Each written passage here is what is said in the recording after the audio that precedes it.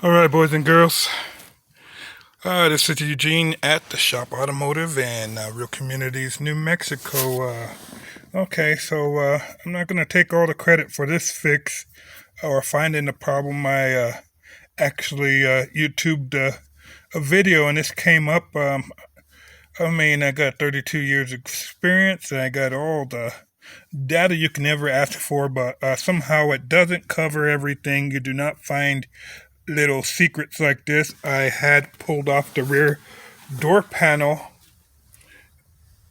and I was going to attempt to replace the switch that was said to be the right part, but this is a whole different unit. I believe the door Ajar switch is built into this latch here. So yeah, I'll admit I'm not going to take credit for finding the problem. But it is a short. I also have a short with the pedal. So what I did here, like suggested in another video that I found, I'm sorry. I will type in the comments where I found the information at later. But anyways, I clipped off some heat shrink. Put the color codes back together. As you can see, there's still a wire here that's split. The gray and black that I need to put back together. This look like animals and rats chewed through them, but that's not the case.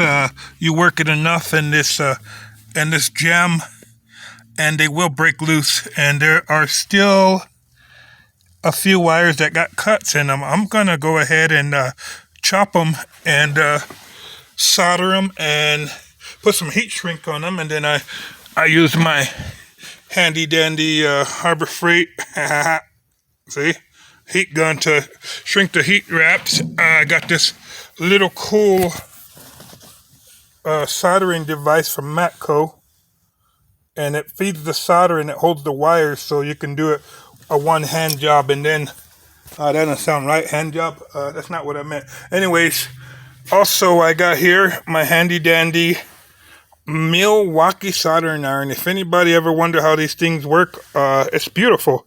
It heats up very fast. Not advertising tools here, but I have a fix. I'm gonna walk around the other side of the truck and let you guys know what I'm working on here in the Shop Automotive. So we got a Platinum Series F150. The other problem that I had going on is the APP. That pedal switch was acting up, so I'm replacing that pedal switch. And I also found a chewed wire. This is the kind that the self-adjusting pedals, so they move quite a bit. So I found a wire that was skint in there. Let's see. I'm going to show you what I did to check this out. Let me see if you can see the wire. I have a headlight on my. So there's a skint blue wire there. I'm not sure if you can see it. So right away I thought that was my problem. It's not cut through. I have no idea why it was skint. I don't know if you can see that. Anyways, that was skint, so I thought that was the problem at first. What I'm using here, I got my handy dandy ohm meter. I have my test leads. I go ahead and I use some little stick pins, and I hook that up to with my ohm meter. And I poke and test the wires. I tested them about an inch apart to make sure, at the weakest point where they would possibly break apart and come loose. And, got my old handy dandy snap-on scanner. So I believe another problem that this was having with that accelerator position sensor went bad. And also it was shorting with an alternator issue where it was undercharging. And those type of things will cause your power at that accelerator sensor. So I got all that squared away. I got to put that back together. I'm trying to make a deadline. I'm working here on Sunday for a good customer of mine.